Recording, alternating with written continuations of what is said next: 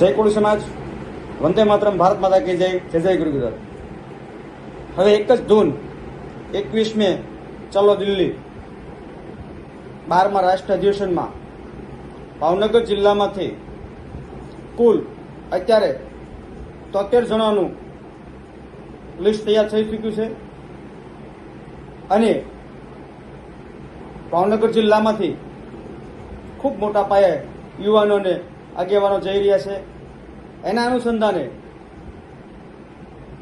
12મા રાષ્ટ્રીય અધિવેશનના કામગીરીના હેતુ માટે આપણે વચ્ચેથી ઉનાના માજી ધારાસભ્ય વ્યવસ્થાના ભાગે પુંજાભાઈ વંશ અને પ્રવીણભાઈ રાઠોડ એ બંને 15 તારીખે દિલ્હી ખાતે પહોંચી ચૂક્યા છે.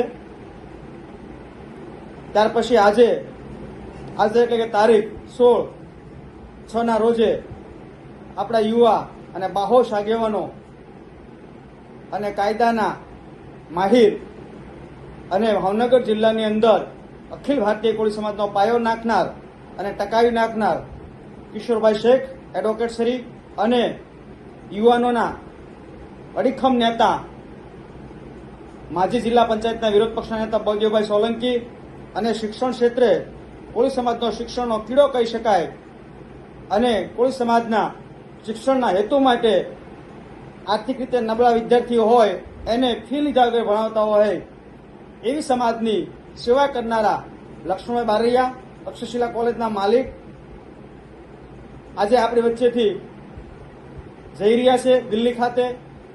ત્યારે આપ સૌ ભાવનગરવાસીઓને અને ભાવનગર જિલ્લાના યુવાનોને ખાસ નમ્ર વિનંતી છે કે જે કોઈ ભાઈ બાકી હોય ટ્રેનની ટિકિટમાં તે ફટાફટ આપણા ભાવનગર શહેર પ્રમુખ યુવા મોરચાના જયેશભાઈ બારૈયા એમનો સંપર્ક કરી અથવા ભાવનગર જિલ્લા યુવાના મંત્રી નીતિનભાઈ બારૈયાનો સંપર્ક કરી અને તાત્કાલિક ટિકિટ બુક કરવા વિનંતી છે. આપણી ભાવનગરમાંથી ખૂબ મોટી સંખ્યા જઈ રહી છે અને 12મું રાષ્ટ્રીય અધિવેશન એટલે આખા ભારતભરમાંથી કોળી સમાજના લોકો ત્યાં ઉમટી પડવાના છે અને 21મી જૂને જે રાષ્ટ્રીય અધિવેશન છે તે મૂળ સ્થાપકનું રાષ્ટ્રીય અધિવેશન છે અને તે હોલ છે તાલકોટડા સ્ટેડિયમ, હોલ નહીં, તાલકોટડા સ્ટેડિયમ એ 25,000 લોકોની કેપેસિટી ધરાવતો હોલ છે. એ લગભગ અનુમાન છે કે ટૂંકો પડવાનો છે.